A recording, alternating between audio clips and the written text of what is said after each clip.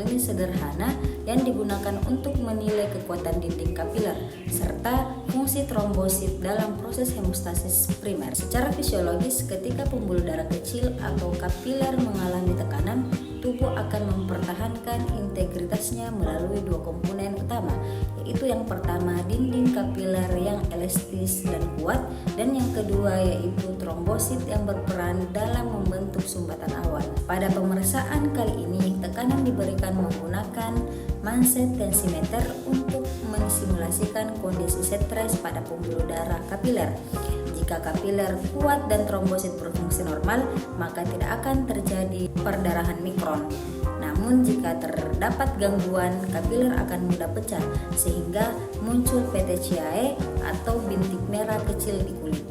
Tahap pra-analitik merupakan fondasi yang paling utama dalam pemeriksaan rumpil red karena sangat menentukan akurasi dan validasi hasil. Kesalahan kecil pada tahap ini dapat menyebabkan hasil menjadi false positif atau positif palsu dan false negatif atau negatif palsu. Adapun pra-analitik yang harus kita ketahui yaitu yang pertama identifikasi pasien, yang dimana identifikasi pasien harus dilakukan secara benar dan teliti untuk menghindari kesalahan data. Hal yang harus dilakukan yaitu yang pertama mencocokkan nama lengkap, yang kedua umur dan tempat tanggal lahir, yang ketiga nomor rekam medis jika ada, dan yang keempat yaitu gunakan minimal 2 identitas pasien. Selanjutnya yaitu anamnesis atau riwayat singkat yang penting, yaitu tanyakan secara spesifik. Yang pertama, apakah pasien mudah memar? Yang kedua, apakah pasien sering mengalami mimisan? Yang ketiga, apakah ada gusi berdarah atau perdarahan saat sedang luka kecil? Yang keempat yaitu riwayat penyakit atau demam berdarah dan gangguan darah. Dan yang kelima yaitu riwayat konsumsi obat seperti obat pengencer darah, misalnya aspirin dan obat antiinflamasi. Tujuannya yaitu untuk mengetahui faktor yang bisa mempengaruhi hasil pemeriksaan. Selanjutnya yaitu analitik. Yang pertama yaitu melakukan uji pendahuluan dengan cara mengukur tekanan darah pasien dengan mendapatkan tekanan diastolik dan sistolik.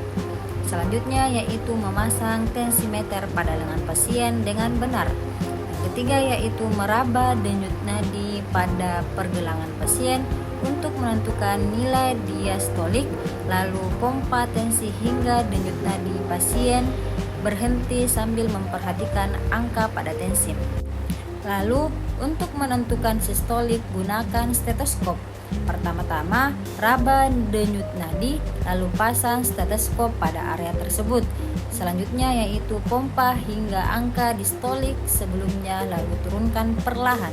Selanjutnya yaitu perhatikan bunyi terakhir bertepatan pada angka berapa, dan itulah nilai sistolik. Kedua yaitu menentukan area pengamatan pada lengan bawah kurang lebih 2-5 cm di bawah fossa cubitum dan menandai area seluas kurang lebih 1 inci persegi kurang lebih 2,5 kali 2,5 cm.